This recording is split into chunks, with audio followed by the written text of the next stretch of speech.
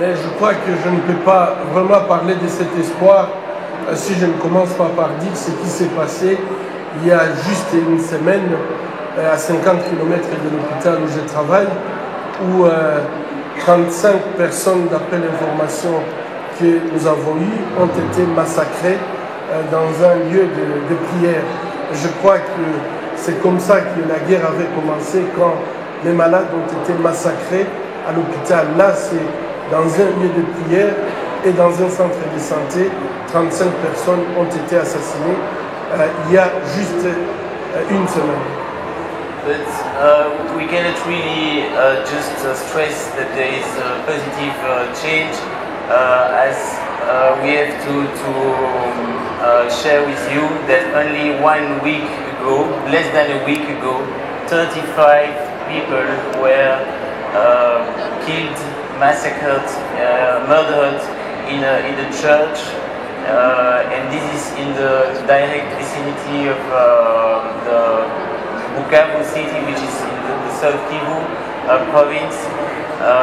And this recalled to Dr. Mukwege when the war started in '96. Also, some hospitals were targeted by the militia. Donc, même s'il y a de l'espoir, vous comprenez qu'il y a encore beaucoup de choses qu'il faut vraiment pouvoir résoudre. Mettre un état de droit, ça prend du temps. So although there is room for hope and for change, there's still a lot of room for action in terms of building rule of law and protecting the citizens. En fait, qu'est-ce qui s'est passé qui fait que nous ayons cet espoir? La dernière année, nous avions d'abord observé un intérêt tout à fait particulier pour la République démocratique du Congo, et ceci s'était traduit par la signature de l'accord cadre d'Addis Abeba. But from where comes this hope in the DRC? We acknowledge that there is more and more attention from the international community. And this has been translated by the signature, the signing of the Addis Abeba Framework Agreement for Peace, Security and Cooperation in the DRC and in the region. Je pense que pour beaucoup de Congolais, ça signifiait tout simplement encore un accord supplémentaire, un papier supplémentaire. So for many Congolese people, they might believe, well, is this another sheet of paper or is it a real peace agreement? Mais je pense que pour moi, j'avais essayé de faire passer un message. On a eu beaucoup de papiers, de pièces de papier, mais cette fois-ci, les agresseurs ont mis leur signature pour respecter l'intégrité territoriale du Congo. Et ça, c'était très important de pouvoir s'accrocher sur ça. But this is an interesting momentum, as this peace deal has gathered many neighboring countries, including those who have previously invaded DRC, and they have recognized that there's a need for respect to the territorial integrity and sovereignty of the DRC. Je pense que la deuxième chose à laquelle moi je pensais qu'il était très important que les Congolais puissent s'accrocher, puisque bon, ben, finalement, quand on a des accords, on avait des accords internes, des accords qui concernaient les Congolais, mais là c'était 11 pays voisins au Congo qui s'étaient mis d'accord de ne pas entretenir de groupes rebelles dans leur pays. Tout le monde dira, c'est la théorie, mais je pense qu'il faut partir de la théorie pour faire des choses pratiques. Dr. Mukwege believes that the Congolese people need to take ownership of this framework agreement because it's the first time that this peace deal is gathering 11 countries from the region, and that they agreed not to interfere in their internal affairs by sending troops and militia on the Congolese soil.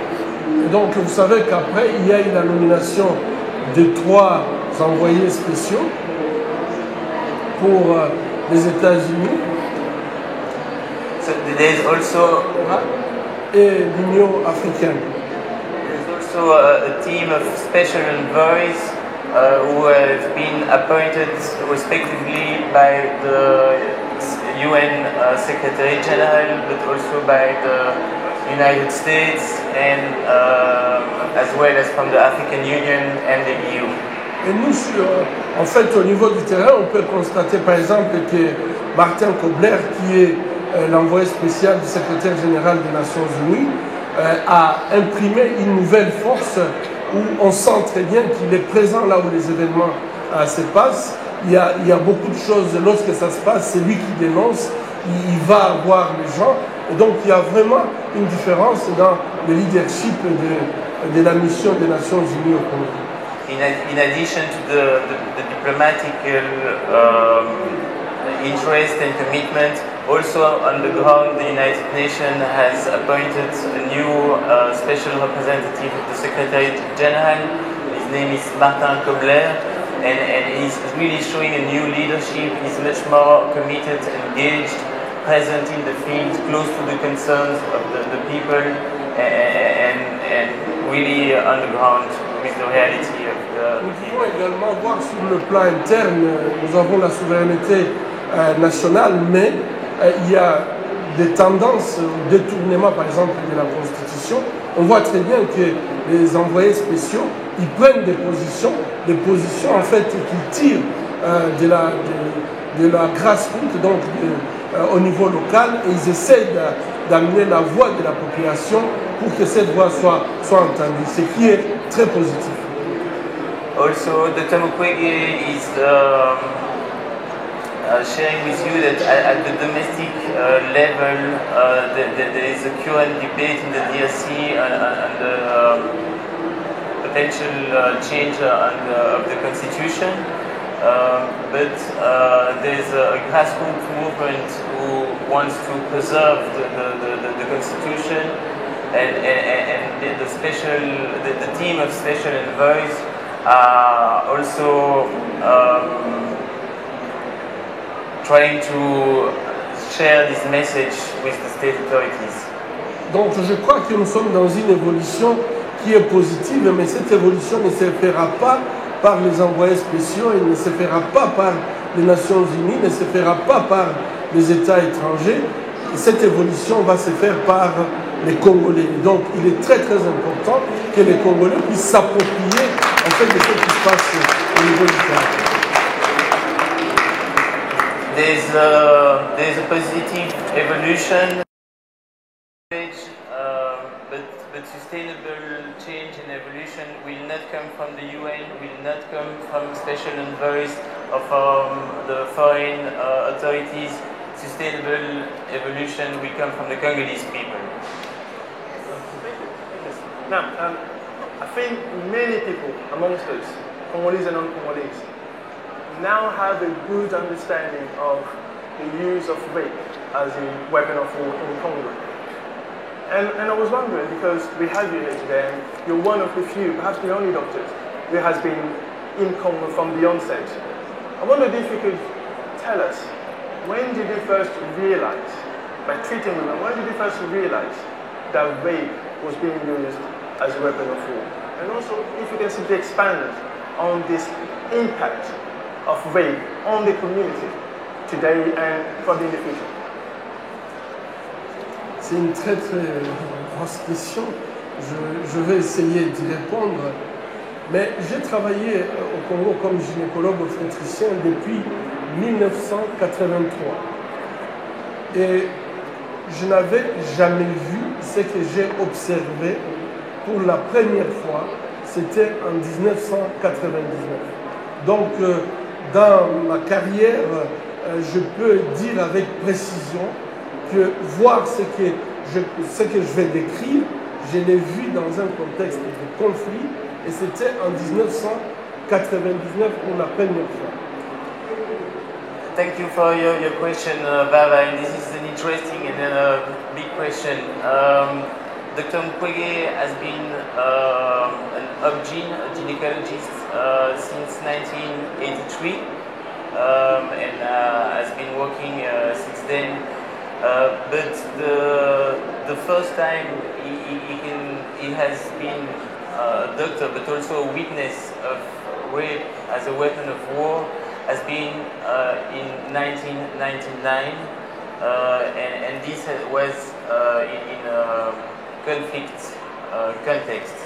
Donc c'est pour cette raison d'abord que, en m'adressant à l'Assemblée, je voulais dire peut-être il faudrait vraiment que nous puissions essayer de trouver le beau mot pour exprimer la violence qui se commet sur les femmes pendant le conflit, puisque je trouve que utiliser le mot viol, c'est tellement dilué que en fait les gens se posent tout simplement la question: est-ce que c'est pour le viol qu'on doit en fait mobiliser tous les efforts qu'on mobilise?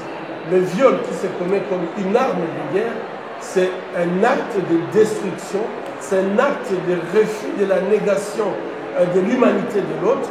Et vous savez, à chaque fois, lorsqu'un être humain ou vous niez l'humanité de l'autre, la phase qui suit, en fait, c'est détruire l'autre sans se poser des questions, puisque vous considérez que ce n'est pas un être au même pied d'égalité que vous-même.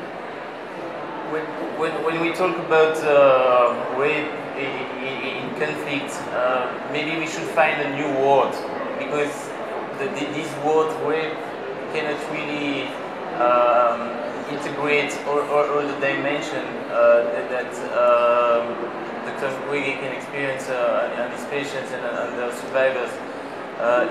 It's not only a sexual relation without consent. It's designed to destruct.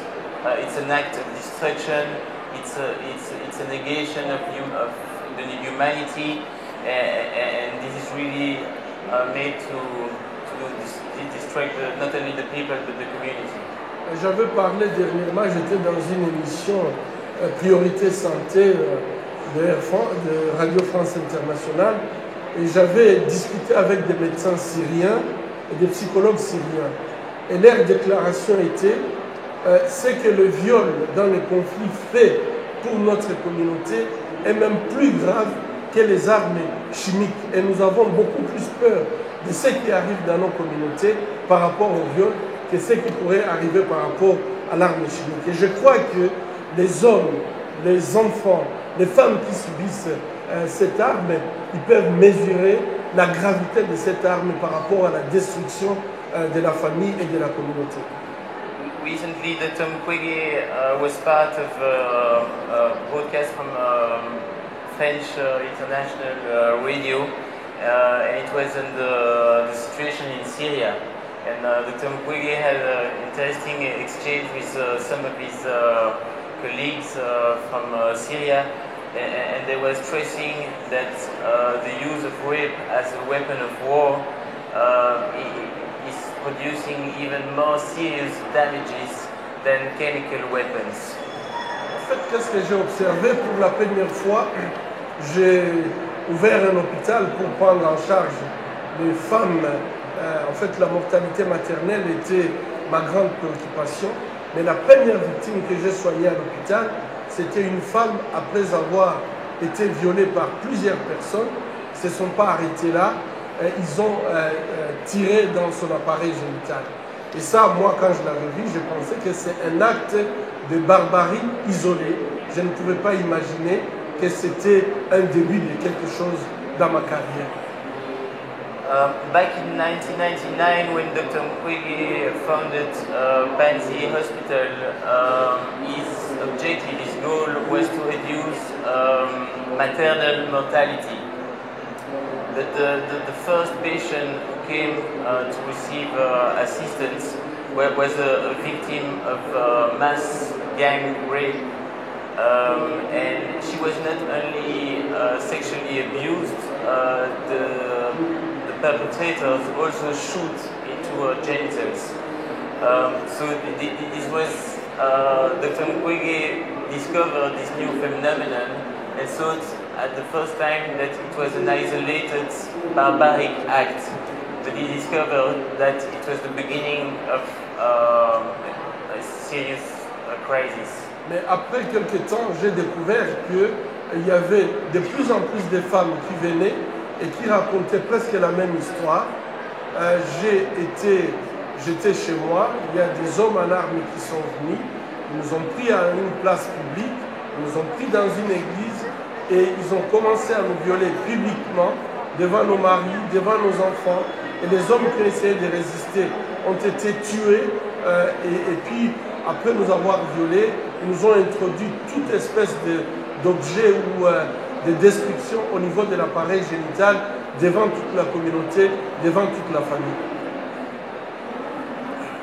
So after this first case, Dr. Mukwege discovered that there were more and more women coming to seek assistance and sharing the same stories. They were raped in public, the husbands were trying to resist or to protect, were killed. And those women were not only sexually abused, their genitals were also severely destroyed. And all that was done most often in public. Et quelle est la conséquence de ces actes publics qui se passent comme ça? C'est d'abord détruire toute la croyance sur laquelle est fondée la société. And what is the first consequences of such criminal act committed in public is that the whole belief of the community, the society is completely on a constaté qu'on peut avoir les mêmes conséquences avec le viol comme arme de guerre, on peut avoir la même conséquence que les armes classiques que nous avons. Et premièrement, par exemple, en fait, le déplacement massif de la population. We've noticed that the consequences of rape committed in conflict get similar consequences than conventional weapons. The first consequences is the impact on the demography and the population. And the displacement of population. En fait, un homme qui voit sa femme ou sa fille est violée en sa présence et qui n'a pas su le défendre, qui n'a pas pu faire quelque chose, ces hommes, ils sont les premiers à partir puisqu'ils sont tellement humiliés que la seule solution, c'est de ne plus voir ses enfants, ne plus voir sa femme. Et donc, lorsque les hommes partent, les femmes suivent avec les enfants après, mais le village est laissé en fait pour les agresseurs. So this is very serious consequences of rape used in conflict. Is that it leads to displacement, massive displacement of population. Why? Because when a man has not been able to protect his woman, his family, his daughters, then he feels he's no more a man. He needs to hide, to run away. So when the men are leaving, then the women and the kids also leaving their livelihood, and there's a whole exodus. La deuxième conséquence, c'est sur la démographie. La destruction donc volontaire de l'appareil génital, c'est aussi lutter, détruire la porte d'entrée à la vie. Et donc les femmes, lorsqu'elles sont non seulement blessées au niveau génital, et là j'ai vu des enfants de 3 ans, j'en ai opéré une dizaine seulement le mois passé, des enfants de moins de 5 ans, lorsqu'on les détruit comme ça, elles sont détruites, toute la partie génitale est détruite avec une fibrose importante. Donc ces filles, leur avenir obstétrical, même sexuel, est déjà compromis. Et donc, lorsque vous détruisez l'appareil génital, vous détruisez la porte d'entrée à la vie. Non seulement vous détruisez, mais vous y mettez également des infections sexuellement transmissibles qui ne sont pas souvent soignées, mais avec une conséquence à long terme sur la fertilité des femmes. Mais vous les contaminez également du VIH-Sida, c'est-à-dire en d'autres termes que ces femmes deviennent en quelque sorte un réservoir de mort pour toute la communauté autour. Et donc la conséquence démographique est incalculable par un geste où vous posez un acte sur une personne, mais vous refusez automatiquement, par exemple, à ce que 6 personnes viennent en vie pour chaque femme, mais aussi vous créez la possibilité de tuer autour de cette personne un nombre incalculable de personnes. Donc, s'attaquer à l'appareil génital de la femme, on peut réduire la démographie de la même façon que jeter une bombe ou une arme chimique. Second, very serious consequences of rape used in conflict is the impact on the demography. When the genitals are targeted as such by the perpetrators, it's destroying, it's an attempt on the integrity, but it's also a destruction of the sexual potential of this person, and also about the potential for this person to give birth and to give life to a new generation. So when you destroy the genitals of a woman, you destroy one life, but you will also transmit sexual disease, and it has huge consequences on the fertility of women, and hence it has a serious impact on the population. La troisième conséquence, c'est une conséquence sur le tissu social. Dans toutes les guerres, pour pouvoir vaincre l'ennemi, il faut le détruire mentalement, il faut détruire son tissu social. Et là, ça marche très très fort, puisque en fait, lorsque vous arrivez à disloquer les familles. So, also another parallel that we can make with other tactics of war in a more conventional setting is that rape used in conflict is destroying the social fabric, and it's probably one of the best way to mentally affect a population, as the whole community suffers from the consequences. Et ce que nous avons par exemple observé, c'est que non seulement il y a cette dislocation familiale où le père n'est plus le papa, puisqu'il n'a pas joué son rôle de père, où la mère, toute la considération qu'elle avait, elle ne l'a plus, puisqu'en fait elle a été humiliée publiquement, où les enfants ont le sentiment que finalement les parents ne jouent pas tellement leur rôle. Il y a une perte de cohésion familiale, et lorsqu'il n'y a pas de cohésion familiale, il y a une perte de cohésion sociale, il n'y a personne qui compte sur l'autre.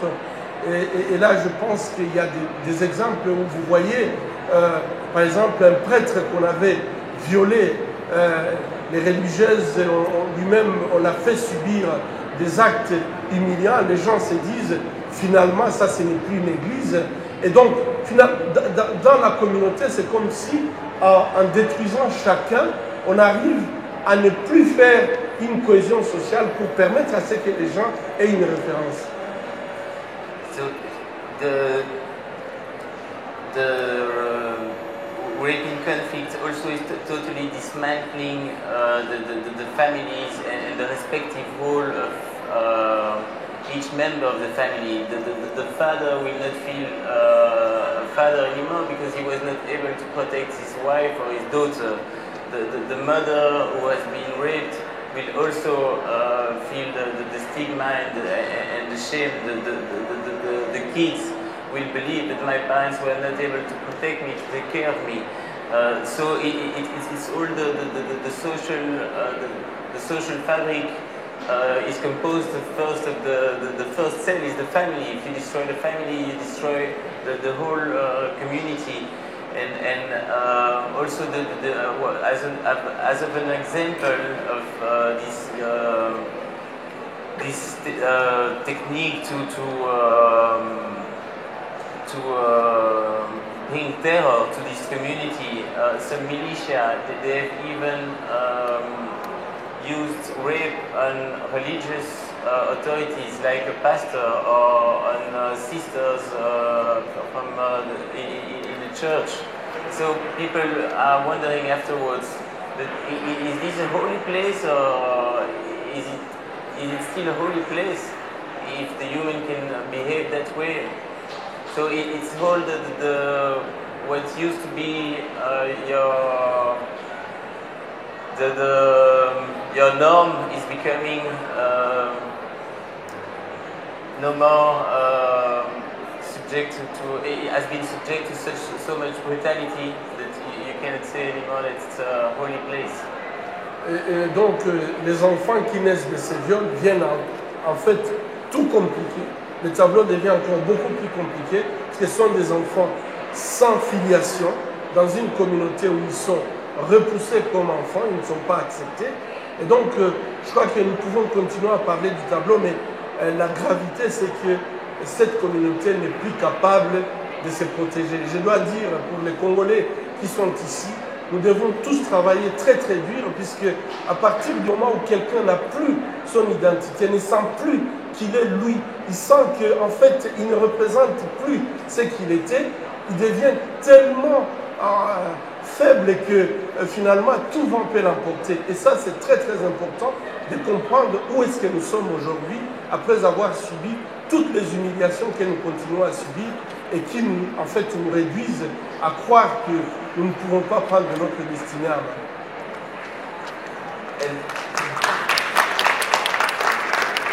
So Dr. Mukwege also stressed that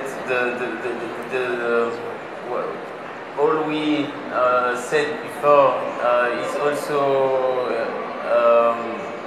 what's the most serious is the situation with the children born out of rape, because there's no affiliation with a family, with a nationality, and this should bring all the Congolese people also to reflect on their own identity, in their own role. Where are we today? What can we do to face this situation and to be recognized and to build an identity? Thank you so much for that. Let me take you back to October 2012. You narrowly survived that assassination. And the only reason you actually survived that assassination was because one of your staff, Jean Bozana, he was actually distracted with murderers, and he was actually killed. You left Congo, went to Sweden, decided to go back within 3 months, and your family, who were actually under house arrest by these militia gangs, also decided to go back. And I was just wondering, as a man, as a father, as a husband, and as a girl, are you scared? Are you worried about your life, the life of your family, your staff? Je pense qu'il est tout à fait normal qu'on soit inquiet par rapport d'abord à la famille, à mes filles, à mon épouse. J'ai effectivement beaucoup d'inquiétude par rapport à elles. Yes, thank you, Baba. And of course, Dr. Mukwege has got a lot of concern for his security and the one of his family, his wife, his daughters, and his staff. Mais je pense qu'il y a des priorités dans la vie qu'il faut savoir faire et savoir les faire quand il faut vraiment le faire. But most importantly, Dr. Mukwege is saying that we need to prioritize things in life, and when things need to be done, we need to do it. Merci. Quand j'étais attaqué, j'avais pris la décision individuelle, personnelle, de quitter les Congo. Donc j'ai réagi, je dirais, je pensais avoir réagi normalement. Donc j'avais dit, je quitte le Congo, ce que j'ai fait, ça suffit, et donc je ne vais pas être un robot. Following the attack on Dr. Mukwege house, his first reaction was to leave Congo, and this was first reaction from as an individual. Mais quelques temps après, les femmes congolaises ont organisé des journées vives mortes pour réclamer mon retour. Je suis resté insensible, mais elles ne se sont pas arrêtées là. Elles ont pu écrire au président de la République, elles ont écrit au secrétaire général des Nations Unies pour demander mon retour. Il n'y a rien qui a été fait. Et le troisième mois, elles ont commencé à vendre des tomates, des ananas et récolter de l'argent pour payer mon billet. Et elles m'ont écrit pour dire, non seulement on va payer les billets, mais aussi on va garantir votre sécurité si le gouvernement ne peut pas le faire. Je crois que c'était plus fort que moi. So when Dr. Mukwege was in exile, the Congolese women were mobilizing and were claiming for his return. The first Bukavu and other cities in the eastern Congo were declared dead cities, where no activities were held. At that stage, Dr. Mukwege said, well, I'm going to stay abroad. Then another step, they start to write to the president of the Democratic Republic of Congo saying we need our doctor back. They wrote to the Secretary General Ban Ki-moon also emphasizing that Dr. Mukwege should go back to the DSC. And after 2 months and a half, 3 months, they start to collect money by selling pineapples and tomatoes. And they said, we will pay your tickets to come back to Congo, but also we will ensure your protection. And this call was irresistible for Dr. Mukwege.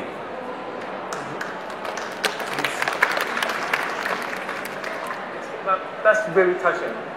Je pense que devant ces défis, ce n'était plus, je ne pouvais plus voir moi.